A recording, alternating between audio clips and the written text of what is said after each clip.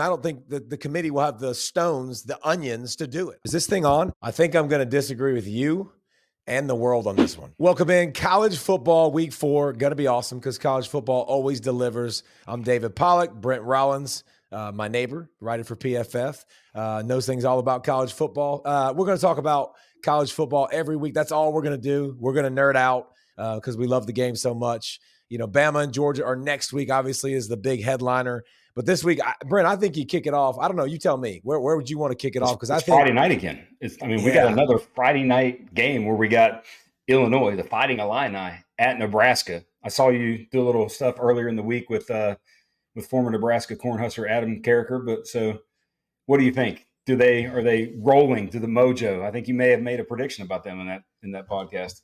Well, I mean, when I look at Nebraska, everything is doing this, right? Like everything's building. And when you get your quarterback that makes everybody better. And listen, I got to spend a lot of time with Dylan Raiola. Like I hosted him several times when he came to Georgia. Like his family is so top-notch, so good, so loving. And you could just tell they were grounded. And when I say that, the family's grounded and the kids are grounded. The kids didn't do anything to get grounded. I'm saying like they were just so easygoing.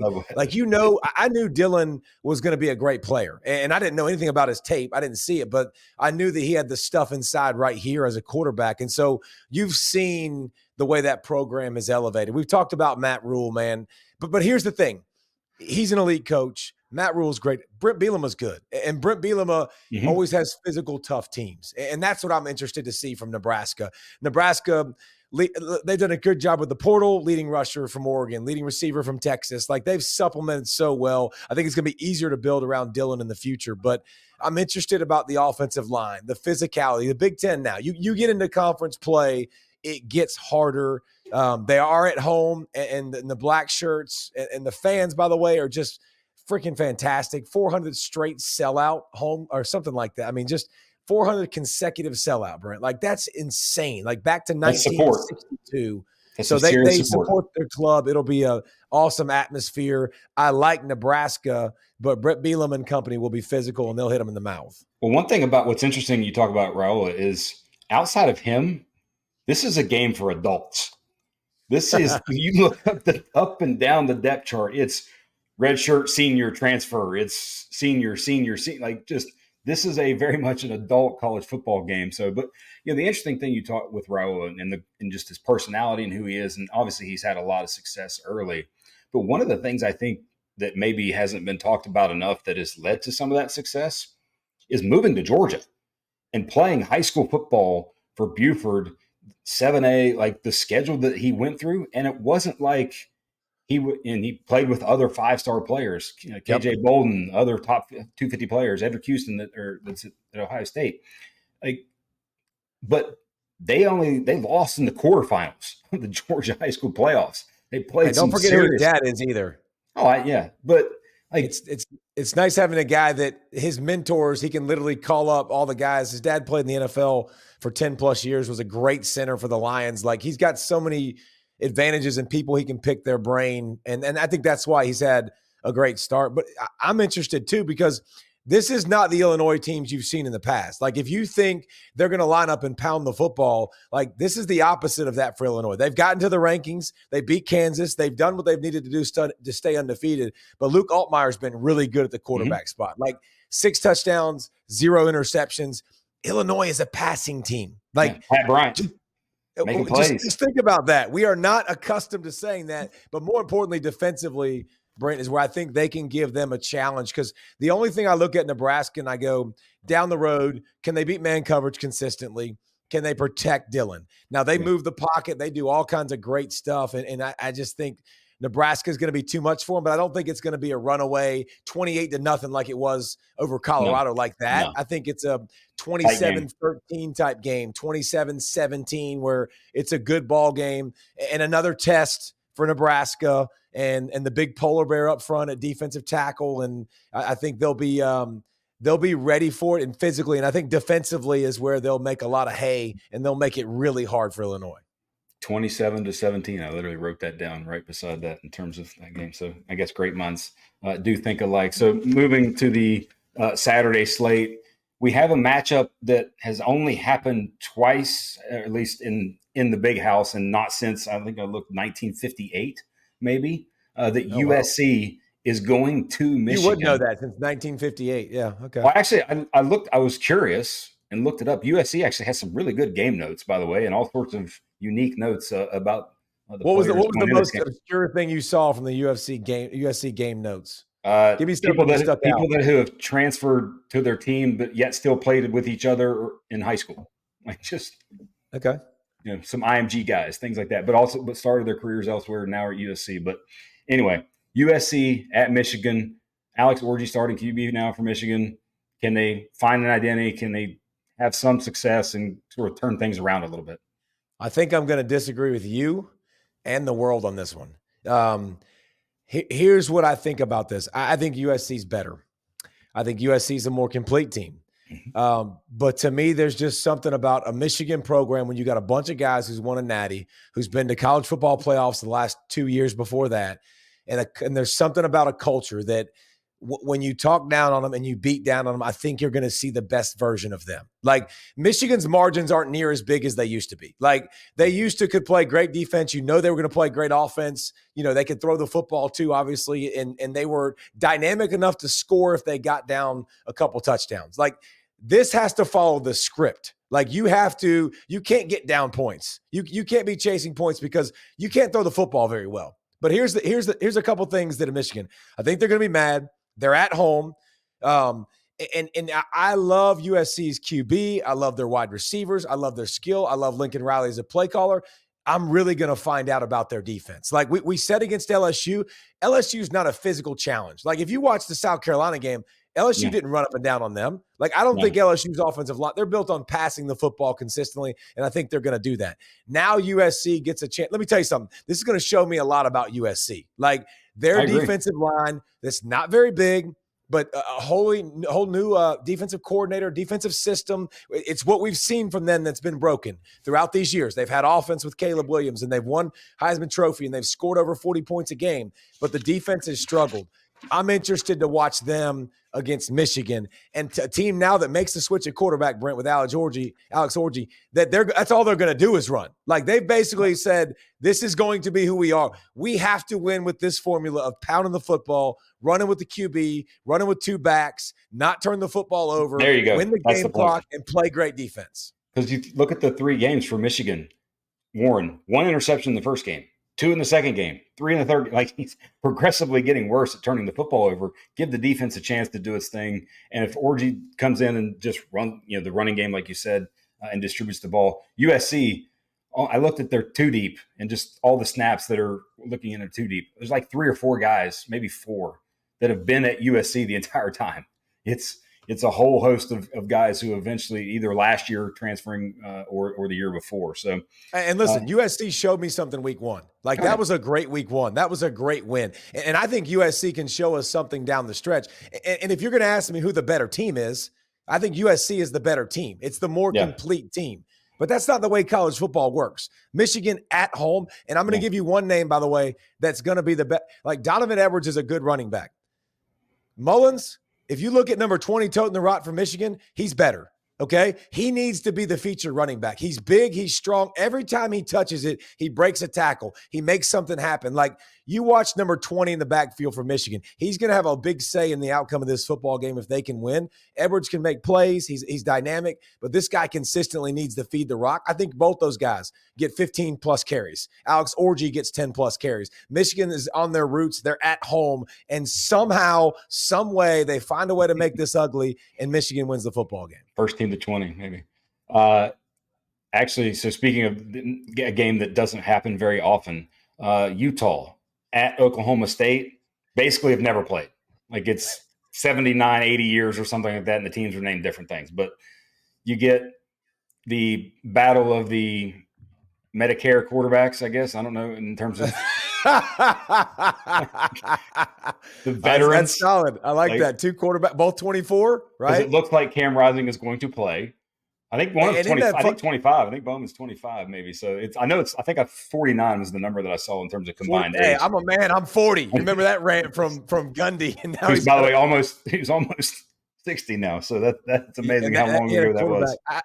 So the interesting thing to me about Oklahoma State and Brent, I really want to love their offense with all of the seniors on the offensive line and all like their average age is like 24 years old. Like all of them are fifth year guys at least. So they have a ton of experience. And you thought Ollie Gordon, who was the Doak Walker winner a year ago, he was the best running back in the country. You figured this team would go as he went. They can't run the football. And it's very strange to watch Ollie Gordon. And I'm telling you, when you come to draft time and you start to watch him and you see Brent, when he's 215 pounds, every run he finishes is with a spin, and he doesn't finish with his pads falling forward.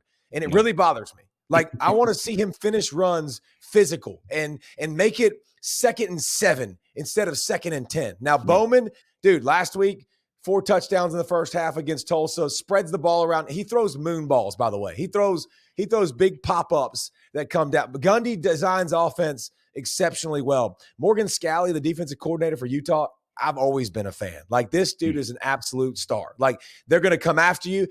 If it gets 3rd and long, by the way, or fourth down in a big situation, you can just tell. I'm just telling you, cover zero is coming. Like, they are aggressive. And when I watched Utah get down to Utah State last week, they got down 14-3 pretty quickly, responded well. If you're going to tell me Cam Rising's playing, like, that's the biggest difference maker, because you got a guy with experience as opposed to a freshman going on the road into Stillwater, which is a tough atmosphere to play in.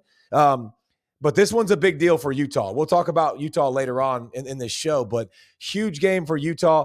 I will lean towards Utah, and I think their defense, I trust them a little bit more. And I think they might have a little bit more balance with 13 tight ends that they throw to on offense, but I'll take the Utes. Running the ball well, Bernard. And I was going to ask you, have you ever been inside that stadium for a game?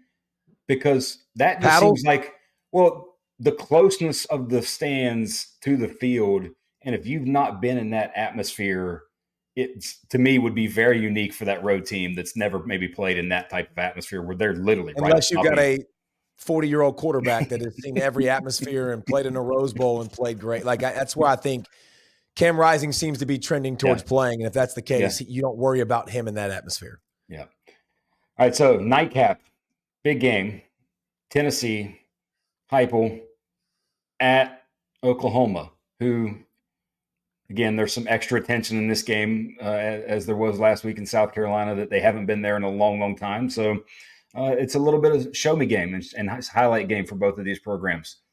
I want to know, who's trending who. Yes or no? Do you think this game is super competitive? My instant thought is no. Okay. I think the world's going to say that too. And I think it's one of those situations. Listen, OU, I watch them and I watch their offensive line and I'm like, this is a mismatch. Like, the defensive line of Tennessee versus the O-line of Oklahoma is just, it's not a fair fight. Okay. But I got Jackson Arnold at the quarterback spot who can run. So that can mitigate some of that stuff. Brent Venables is an absolute star. Here's my thing. I look at this game and I see the deficiencies of Oklahoma's offense, but I still see the deficiencies of Tennessee's secondary. Or not deficient, actually not deficiencies. Youth. I still see, I want to see someone challenge them in the back end. And Oklahoma's banged up on the O-line. They're banged up at receiver. I don't think they're all of a sudden going to get, super healthy and back, but they are at home. They have some momentum. And if I flip to the other side, Brent Venables, the other Brent, is a stud. And he has seen elite quarterback after elite quarterback after elite quarterback. And he finds a way to somehow slow them down. Mm-hmm. And so I have to believe that he's not going to let Nico beat him. And I have to believe he's going to have a good game plan. And if they can just muck it up and they can make it ugly and you can continue this game into the fourth quarter, the pass rush for Oklahoma is good now. Like, I watched 32 coming off the edge the other day. He had 3 sacks, and that sucker was slapping hands. And as Mason, he looked good. I mean, and OU's got a physical defense, and they can get after the quarterback. So I think you got to make this a confuse Nico game, keep him down game, a keep it ugly game, and a little bit like Michigan. I don't think OU with their offense still gelling and finding themselves, I don't think they're going to outscore Tennessee. But NC State had it close to the half. Can you keep it close? Yeah. Use the home field advantage. Jackson Arnold, elite playmaking at the quarterback spot with his feet. Like he ripped off a 50-yard run against Tulane. Like he's been making plays throughout this season, running the football. Can you possess the football and keep him away a little bit and stay in the game till late?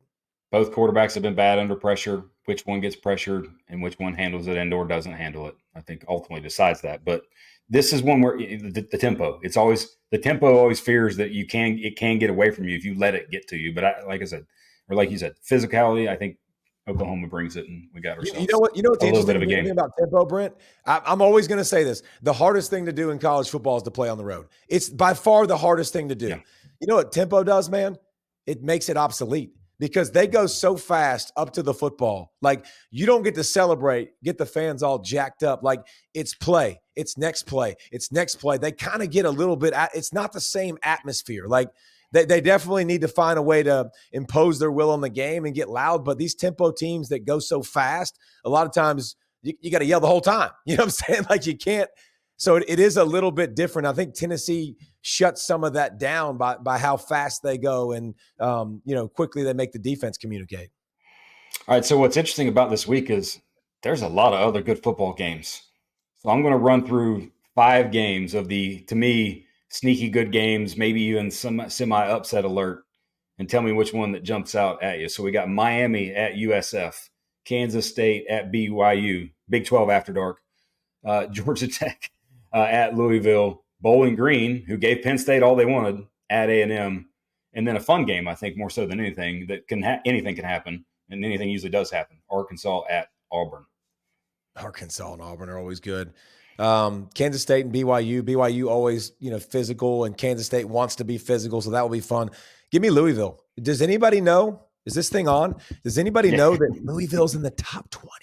Like, hey, 19th right now. Nothing to look at here. Nothing to see. Like Louisville's just kind of in there. Braum is one of the best play callers in all of college football, period. Like, He dials up trick plays at the right time. Tyler Shuck, his quarterbacks, he's another one of those guys that's been around forever. He can spin it. He can throw it. Defensively, they've got some pieces. I'm interested to watch them, man. I think I want to know what Louisville's about. I want to see if they're a team that's good. First of all, Georgia Tech's good. Okay, just because they can move the ball on anybody, I think 100%. And when I watched Louisville play Jacksonville State, and yes, I watched Jack State versus Louisville because I'm a nerd and I'm a loser and I have nothing else to do. QB run game was good. Design QB run game gave them fits. What do you think King can do? Like that's exactly what he can do. So I'm interested to see Louisville primetime game against what did you say earlier? Their third game, and it's the third game, and 2 of which obviously are the 2 games were not against the greatest of competition, and this is game 5 for Georgia Tech. You continue to learn who your team is the more games you get to play, and you know who you can depend on. So big game for Louisville this week. Interested to see what they look like against Georgia Tech, who I think is really, really good. Can they get enough stops? Can they be explosive? Are they a top 20 team? I think we're going to find out this weekend. I will thoroughly be enjoying the YouTube TV 4-box there with USC-Michigan, Utah game, Georgia Tech, Louisville, Arkansas, and Auburn. That will be the 4-box at 3:30. Hey, Dabo even said he watched YouTube TV and figured out. He didn't really know how to do it, but he had somebody figure it out for him. Yes. All right. So last but not least, we're going to get into some conversation about this is going to be fun. 10. I haven't heard anybody do this in college football yet, so I think this is going to be really, really good. I won't take credit for the idea, but I will. So which top 10 team, that is, top 10 team, do you think most confident is going to go undefeated in the regular season? See, I love this. Conference championship games, by the way, you might play most of these are going to be rematches.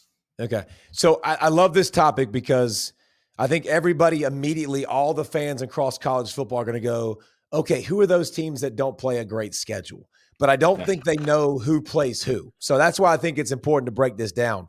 Like number 1 is Texas. Okay. So you're telling me, you tell me if you want to put Texas on the top of this list. Texas plays OU the next week after OU. We know they're better than OU. The next week after the OU game, which means a heck of a lot. You know who they play? Mm-hmm. That would be Georgia. That would be Georgia. So just the timing of that to me is really, really good. Like That's a good timing for Georgia. That's good timing playing after a big rivalry game when you know OU's dominated this series 7 out of the last 10. That doesn't set up well. The great thing is it's at home. It's at home, so that's a great deal. They finish at A&M, which is another tough place to play. A&M's offense obviously has to continue to show us stuff. Yeah. That's Texas's. So number two. Are you going to go through them all, or you want to go yes, no right now? Okay, I'll go no for Texas. Okay. I'm going to write it down just to keep track of this. So no. What about Texas. You? I would also say no. And the biggest thing, the point you made, the OU game matters a big deal. And huge deal. You know, if Georgia is able to take care of Alabama, which that's obviously still up in the air, we'll see that next week. But if that happens and Georgia's base and they're 1-2 before Texas plays OU, and you know the look ahead, and the talk and the conversation, OU becomes trap game extraordinaire. And they would love that. Okay, so I'm going to go ahead and give you my team. So you got Texas, who's 1. You got Georgia, who's 2. I told you before the season started, Brent, I would not be surprised if Georgia loses 2 regular season games. You can't play – again, I told you the hardest thing to do is win on the road. You can't play at Bama, at Texas, at Ole Miss. You host Tennessee. You played Clemson away from home. I thought it was a realistic possibility. I knew they were going to be a great team. I don't think anybody in the country is running the table with that schedule. Number 3, Ohio State. Here's why I say no to Ohio State. Ohio State's toughest 3 games this year. Don't give me, by the way, Ohio State's not playing anybody good anymore. Remember, it's a new conference, so it's going to be more competitive every year. And Ohio State plays at Oregon. Their best opponent is at Oregon. Like that, away from home, I think that's difficult. But I'll do you one better. The next week they play at Penn State. And then I'll do you one better. The next week they host Arkansas or Nebraska, excuse me. The next week they host Nebraska. So I think their 3 toughest games of the season are back to back to back. I just don't see them going through that undefeated. So I can't put Ohio State on that list. And don't forget, by the way, sneaky now, Indiana starting to roll a little bit. Very adult team. Might be a little something in the end. But anyway. It might be. And another challenge, and again, another chance to sleepwalk into a game that you get, all of a sudden you look up and Indiana's done that too before. That's theirs. But if you believe what Charles Huff of Marshall said, you would say Ohio State's going to run the table. Did you see what he said, by the way? Best team ever that he's seen on film. This guy, didn't he coach at Alabama? By the way, yes. He's been at Bama the last couple years, and he said he was offering basically biscuits. What was the name of the company? That Tudor's Biscuits. I can speak to that. That is in my hometown. That is in my hometown in West Virginia. That's the greatest biscuit place in the history of. So you can confirm that's the best biscuit place in the world. Best. If Why? you eat 2 of those, you're not eating for 2. Because size, like they're ginormous. If you can eat 2 of those, 1, you're a man. You're it's like eating like a 5-pound burger. Fat? Is that what you just said? Not you, no. You definitely. But like, get the Mary B. Like, no, that's a real live offer, by the way. But that's amazing. But Charles Huff said Tudor's Biscuits, that's their NIL deal, which, by the way, you talk about smart, giving more pub to Tudor's Biscuits so they can then feed your kids. Freaking brilliant. I love you, Charles Huff. Now, best team I've ever seen on film, ever. Let's pump the brakes. I think Ohio State's a really great team. I'm not ready to say they're going to go undefeated. I'm not going to go through the rest of this list, Brent, because I'm getting exhausted. I'm going to go to the team that's got the best chance to do this. Who do you think I'm going to say? I think you're going to go Ole Miss or Miami. I'm going Miami at 8. Miami doesn't have a ranked opponent on their schedule outside of Louisville. They play at number 19 Louisville, who I just said I think is a pretty good football team. They host Virginia. This, by the way, I'm putting the difficult teams on the schedule. So we went through Ohio State's and some of their challenges and Georgia and Texas, and we could do the other teams. Here's the teams I had to write down because I had to find a couple more challenges to put down. They host Virginia Tech. They play at Georgia Tech, and they play at Syracuse. So I'm not saying they're bad football teams, but they're not like Georgia that's going at Texas, at Bama, at Ole Miss, teams that are in the top 10. So those are 3 unranked teams to end the season. If Louisville loses to Tech this week, they'll be unranked. So, man, oh, man. The Syracuse game is the one on me. Like, I was looking at that too. Like, well, they also got to go to Cal, which you never know. Like, that's the whole other side of the country. But at Syracuse, old school Big East game, Donovan McNabb, against the Hurricanes back in the day. Here's what I like about watching Miami, though. I think Miami's done a great job of high school recruiting. They've gone in the portal and plugged holes at elite positions where you really, really need it, a la running back, a la receiver, a la secondary, defensive line, like to fill and get more depth. So I think Miami has more depth than they've had. They have more upper echelon talent too. Now, they got to stay healthy just like everybody else. Their coach has to continue to prove it to me because he's had some moments that makes me just, I don't know if I trust him fully and I'm ready to go there. Right. I am ready to commit to that schedule. When I look at every other team in the top 10, I'm ready to say that's the one. Who's the one for you? Can I go to number 11? Well, you said top 10. Who's the top 10 team to remain undefeated or to be undefeated at the end of the season? I was going to throw a caveat because I think if Can USC we play that back, I think it was the top 10. Yeah, I think if USC beats Michigan though, they're going to be in the top 10 and they're going to go undefeated. I will give you top 12. Go. Okay, it's USC. They Really? get Penn State, Nebraska, and Notre Dame at home. Yep, all at home, and that would be my pick in terms. They got to go at because, Michigan. Like you said, I don't think Texas is maybe because they have them at home. That's maybe the one SEC team I think that can go through the regular season, but I just think it's too tough to. They're going to trip up somewhere. Yeah, and I think that's a good one. I have them losing to Michigan this week, so obviously that would make it very, very difficult. I'll do the next person, the next team that I would pick, by the way, to put in this equation, I would go to number 12. And that's going to sound really crazy, but look at Utah, baby. Look at the Utes. Yeah. If they go to Stillwater this weekend and they beat Oklahoma State, the only other ranked team on their schedule the rest of the way they host, and it's Iowa State. They got the Holy War, which is a big deal, by the way. If you haven't been to it, it's freaking fantastic. It's awesome. But they even host BYU in the Holy War. So when you look at Utah, everybody who's cheering across the country for teams like not to win, like when you see teams, when you're in a certain conference and you're not wanting guys to step up in front of your teams, you better start cheering against some of these teams. Like right now, like they get multiple losses. And I think Utah, if I wasn't picking Miami, I'm not picking USC. The next team I would pick to be undefeated is Utah because of their schedule. I mean, it's fantastic. It sets up great if their quarterback's healthy and he doesn't get pushed in the sidelines into another Gatorade bottle. I mean, my goodness, it hit the side and lacerated his hands. But that would be interesting for college football, by the way, when you think about that. That your pick, by the way, Miami, my pick, USC. Those are some pretty primetime programs that are, the blue buds of college football that might end up being up there at the top towards the end of the regular season. Now, conference championship games, that adds another element, adds another tough game. But you're undefeated in the regular season, you're in the playoff, obviously. And you're other teams, hey, I'll look at and I'll give you a chance that I think have the next best chances. I think Oregon sets up pretty great. Now, They've started off slow, and I've lost a little. I mean, I told you this summer I was buying all the Oregon stock I could buy. Like it was like Apple. I got it stacked up in the portfolio. Like it's on the app. I'm not gonna lie, bro. Like I've thought a couple times, like should I sell real quick? Like, but last week I think they bounced back. I liked them, but look at Oregon's schedule.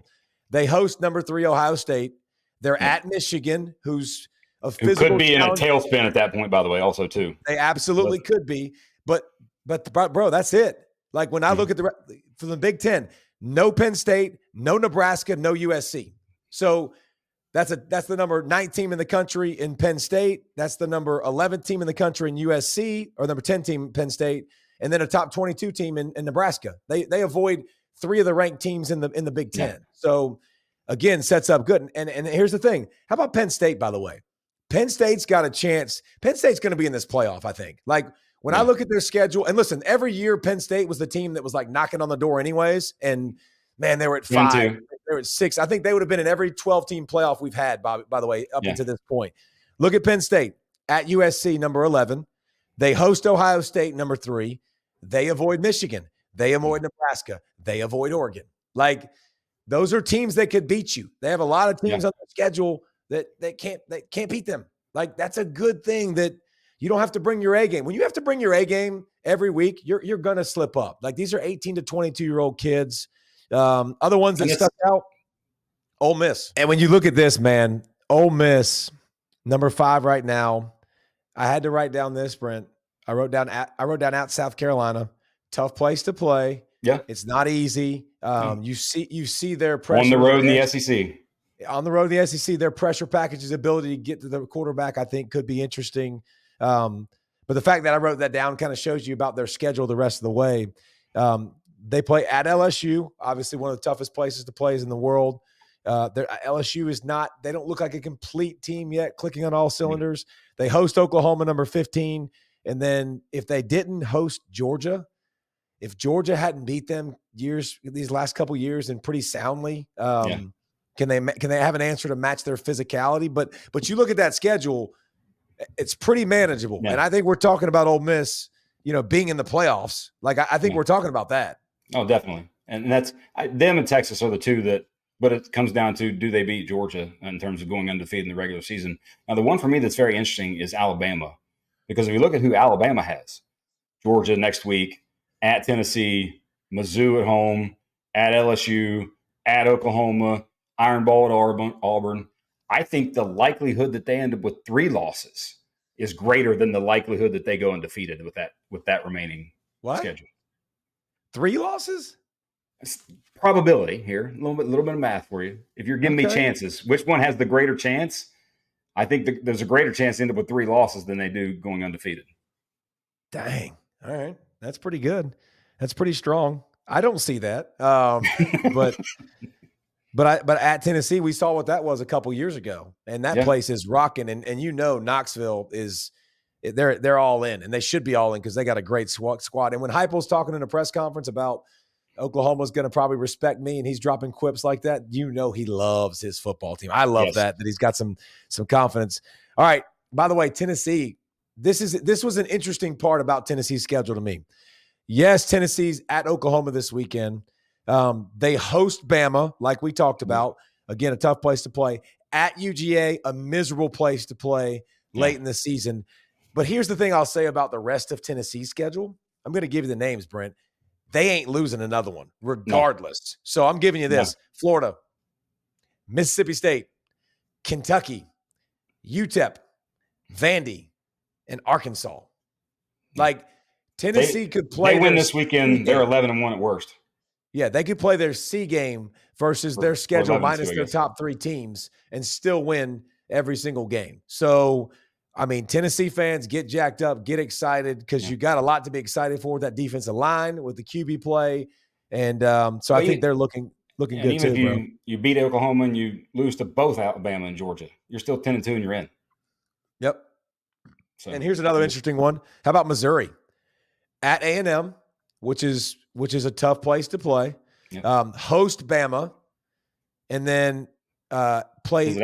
I think it's at Bama. Actually, no, you're right. It's at Bama. I think it's at Bama. Yeah, at Bama, at A&M. I think I might have just Oklahoma. Yeah, versus Oklahoma. And then Oklahoma. So, my goodness, Missouri, that ain't a lot of work to take care. If they lose to Bama, so be it. You're fine. You're still in the college football playoff if you beat Oklahoma and A&M.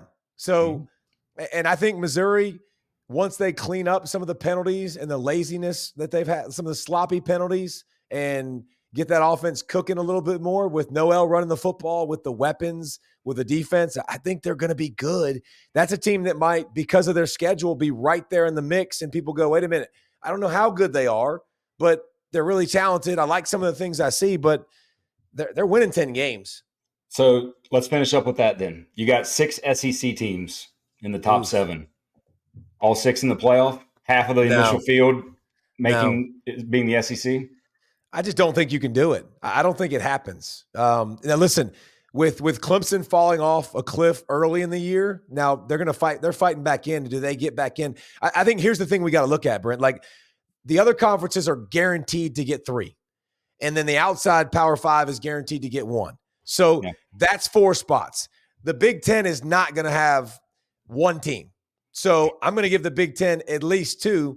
You got 6 spots left. I mean, I don't think somebody out of that 6 is not making it. Yeah, and I think I don't think it'll be about their football team. I don't think the committee will have the stones, the onions to do it. I just don't think we've seen the committee in the past, and this is going to change with 12 teams, but the committee's not worried about getting the best team. They're worried about who they can justify the best and Right. get the least amount of complaints and headaches for. So I think at most you get 5, but I still think you're going to flirt with 4 or 5 in the end. What do you think? Likely 4. Yeah. That's a safe play. But that is fun, man. That's a fun exercise if you look at the top teams in college football and the one of the easiest things, roads. what the Big Ten absorbing the Pac-12 and taking those teams did is it created all these fun matchups during the regular season that you otherwise really wouldn't have seen in Texas and Oklahoma going to SEC. Like those are, look at that. That makes those things, both of those, just such a gauntlet. Yeah. And listen, the schedules every year, man, like you don't really know. So sometimes you feel like you got a great schedule and some teams come out of nowhere and all of a sudden have great years. So I don't blame scheduling all the time. I think sometimes it'll set up good. Sometimes it won't set up good. It's only your job to take care of it. And there's a lot of teams that like Missouri this year, like Miss this year, Georgia. Good.